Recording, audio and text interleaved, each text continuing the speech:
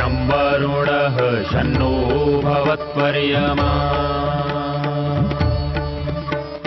शन्न इन्द्रो बृहस्पतिः शन्नो विष्णुरुक्रमः ॐ शान्ति शान्ति शान्तिः।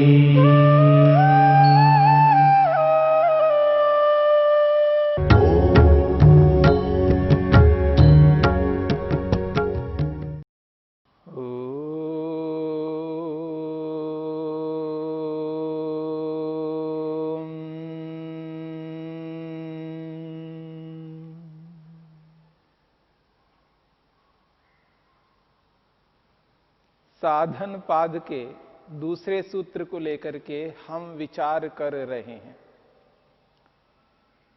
समाधि भावनार्थ क्लेश तनुकरणार्थश्च।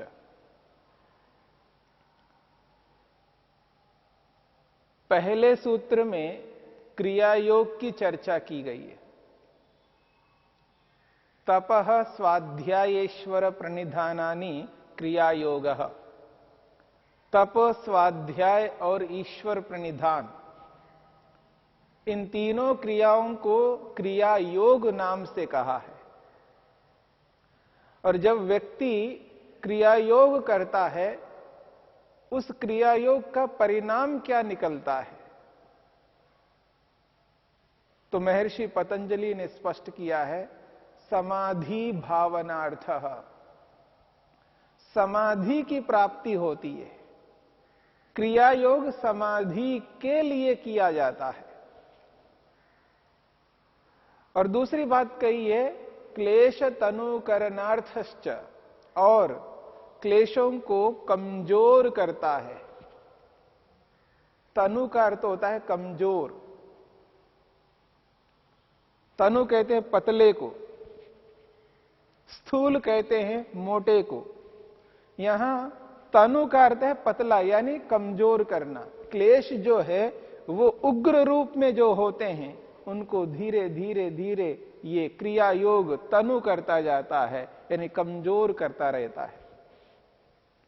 जिस तीव्रता से व्यक्ति क्रोध करता है, क्रिया योग करने से वो जो तीव्रता है क्रोध की, वो धीरे धीरे कम होती जाएगी।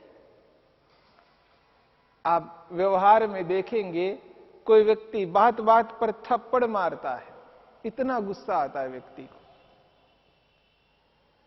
जब व्यक्ति अभ्यास करता है, उस गुस्से को रोकने का अभ्यास करता है, तो धीरे धीरे वो थप्पड़ मारना छोड़ देता है। बस शरीर से केवल ऐसा करता है कि जैसा कि मारता हो। मारता नहीं है, मारने की चेष्टा करता है। अब मारना बंद हो गया है, थप्पड़ मारना बंद हो गया। यही तनु है, यही कमजोर है। और जब शरीर से ऐसे मारने की चेष्टा कर रहा है, इतना व्यक्ति को गुस्सा आ रहा है, वो धीरे धीरे अब शारीरिक वो जो चेष्टा है, जो शारीरिक उग्रता है, वो और कम हो जाती है। दिखाता नहीं है, बस आंखें दिखा रहा है। चेहरे में वो जो स्थिति आ रही है, गुस्से की स्थिति आ रही है, वो केवल चेहरे में प्रकट हो रही है। और धीरे धीरे वो चेहरे में भी वो दिखाई नहीं देगा। अब वो अंदर ही अंदर, उसके मन के अंदर एक उग्रता होती है, वो बाहर नहीं दिखाई दे रहा है। बेचैनी सी उठती है। कहां व्यक्ति थप्पड़ मारने वाला है, वो रोकते रोकते रोकते रोकते मन के अंदर गुस्सा उत्पन्न हो रहा है। यह है तनु करना, यही कमजोर करना। जब व्यक्ति तप, स्वाध्याय और ईश्वर प्रणिधान निरंतर करता जाता है, तो उसका जो क्रोध है, उसका जो लोभ है, उसका जो मोह है, उसकी जो ईर्ष्या है, उसका जो अहंकार है, वो कम होते जाएंगे, कम होते जाएंगे, कम होते जाएंगे। वैसे कम नहीं होने वाले, और बढ़ते जाएंगे यदि तप, स्वाध्याय, ईश्वर प्रणिधान नहीं करते हैं।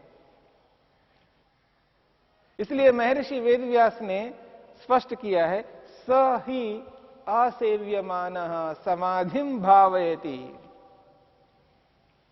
वह जो क्रिया योग है उसका सेवन किया जाता हुआ समाधिम भावयति, समाधि को सिद्ध कराता है। बहुत बड़ी उपलब्धि है। क्लेशांश्च प्रतनु करोति, और क्लेशों को, अविद्या, अस्मिता, राग, द्वेष, अभिनिवेश, इन क्लेशों को प्रतनु करोति, सूक्ष्म करता है, तनु करता है, कमजोर कर देता है। और क्लेश इतने कमजोर हो जाते हैं वो कार्यान्वित नहीं हो सकते। जैसे एक बलवान व्यक्ति के सामने कमजोर आदमी कुछ कर नहीं पाता है। कमजोर व्यक्ति में वो प्रतिशोध की भावना तो है, विरोध करने की भावना है, परंतु वो कार्यान्वित नहीं है। वो कुछ कह नहीं सकता, कुछ बोल नहीं सकता, कुछ कर नहीं सकता, कमजोर है। ठीक इसी प्रकार ये जो क्लेश हैं, ये क्लेश तब स्वाध्याय ईश्वर प्रणिधान के माध्यम से इतने कमजोर हो जाते हैं, इतने कमजोर हो जाते हैं, वो कार्यान्वित ही नहीं हो सकते, क्रिया रूप में नहीं आ सकते, इतने कमजोर कर देता है। परंतु बलवान बन सकते हैं। जो आज कमजोर व्यक्ति है वो कल को बलवान बन सकता है।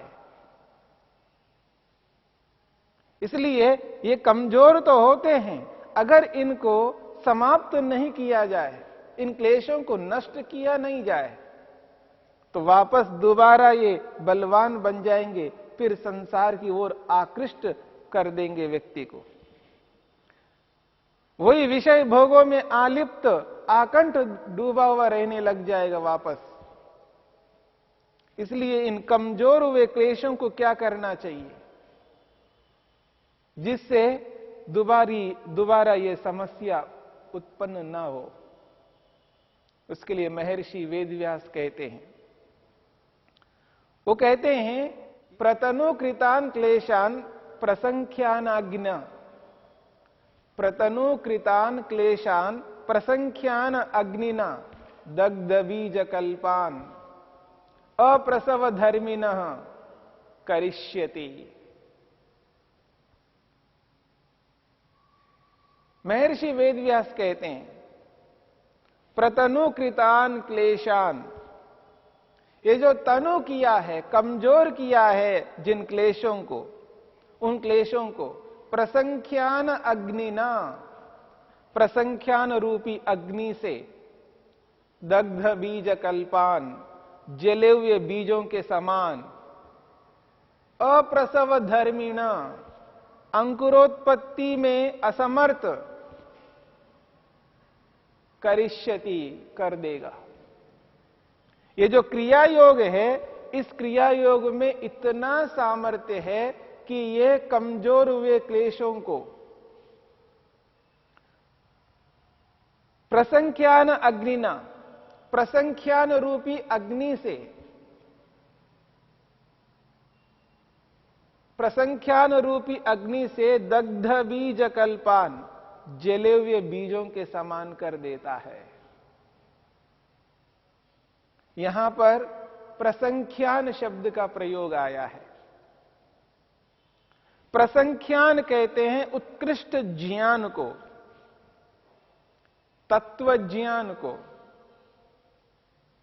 सत्व पुरुष अन्यता ख्याति रूपी ज्ञान को।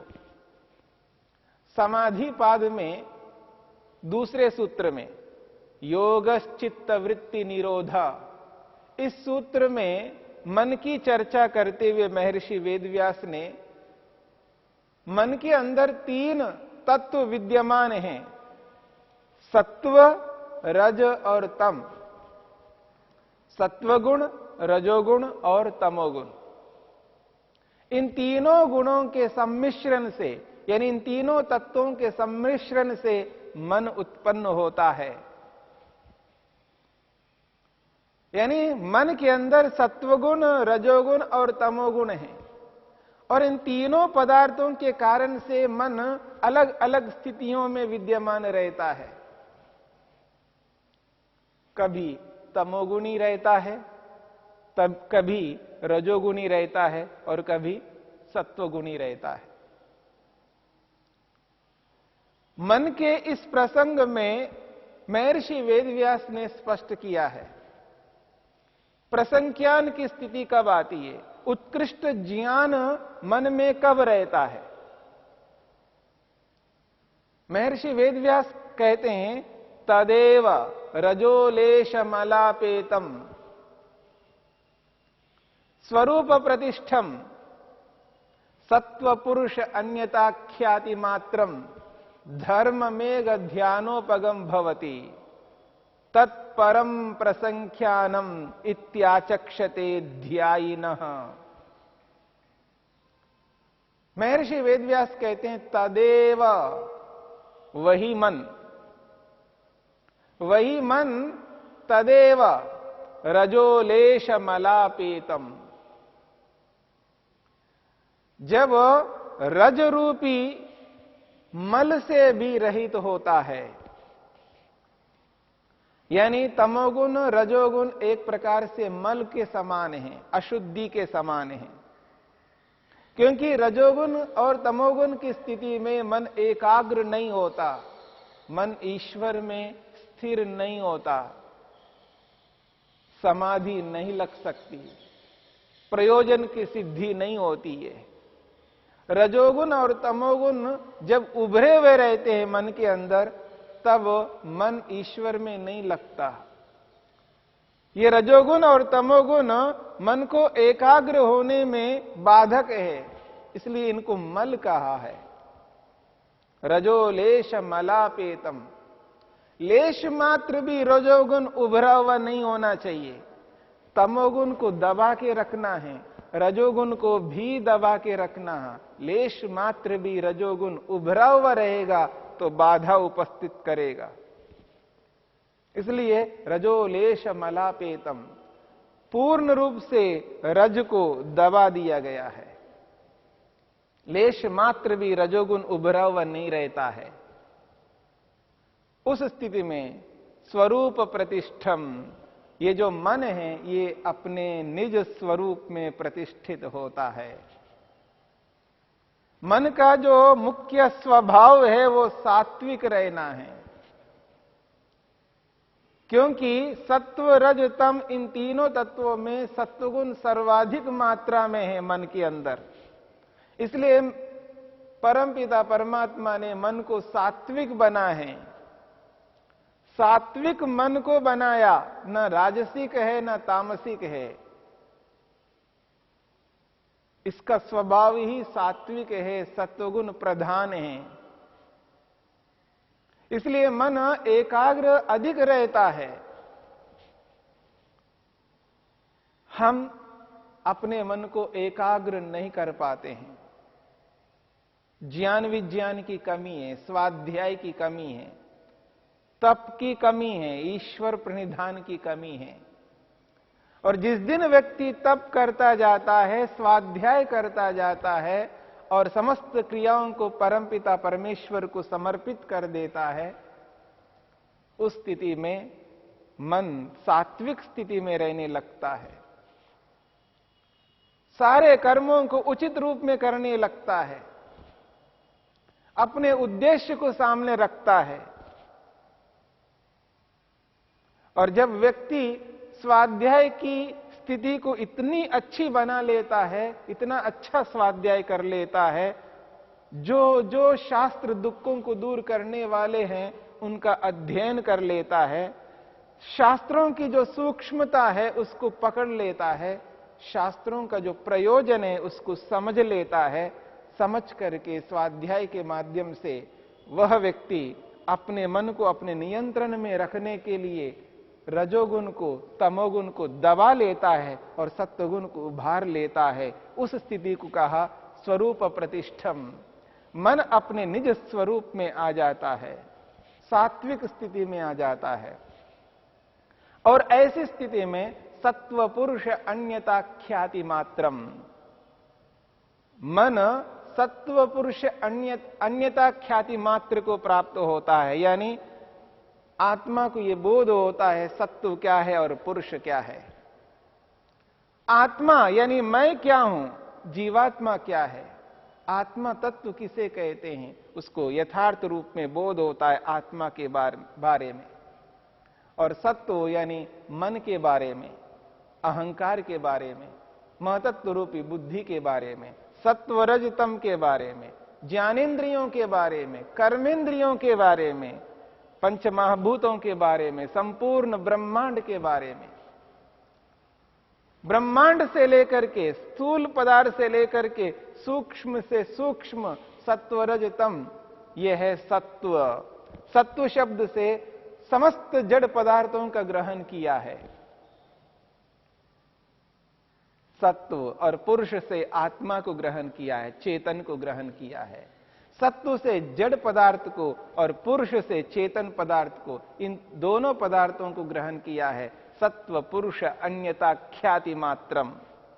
सत्व क्या है, पुरुष क्या है, आत्मा और जड़, जड़ को जड़ और चेतन को चेतन अन्यथा बिल्कुल पृथक करके समझता है। इसी को सत्व पुरुष अन्यता ख्याति मात्रम कहा है।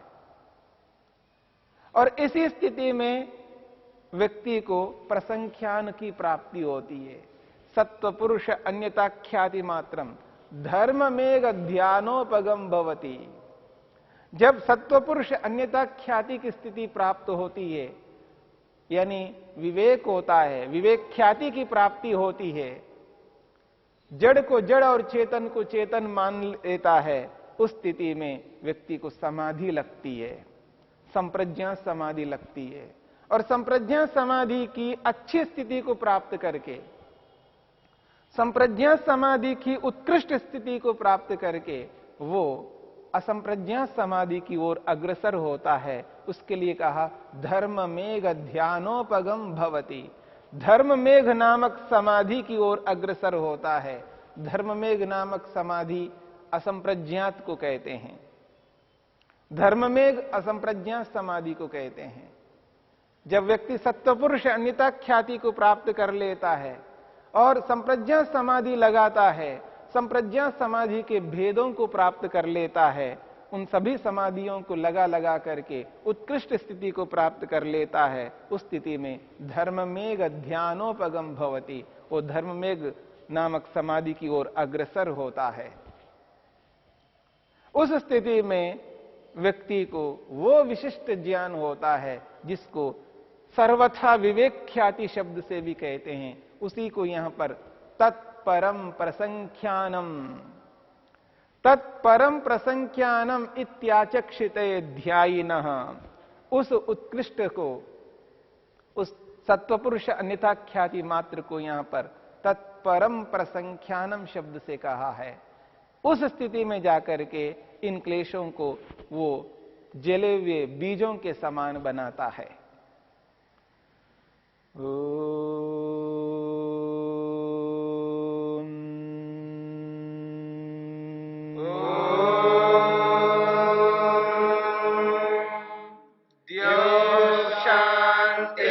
शांतिरंतरिक्षम शांति पृथिवी शांतिरापः शांतिरोषधयः शांतिः वनस्पतयः शांतिर्विश्वे देवा शांतिर्ब्रह्म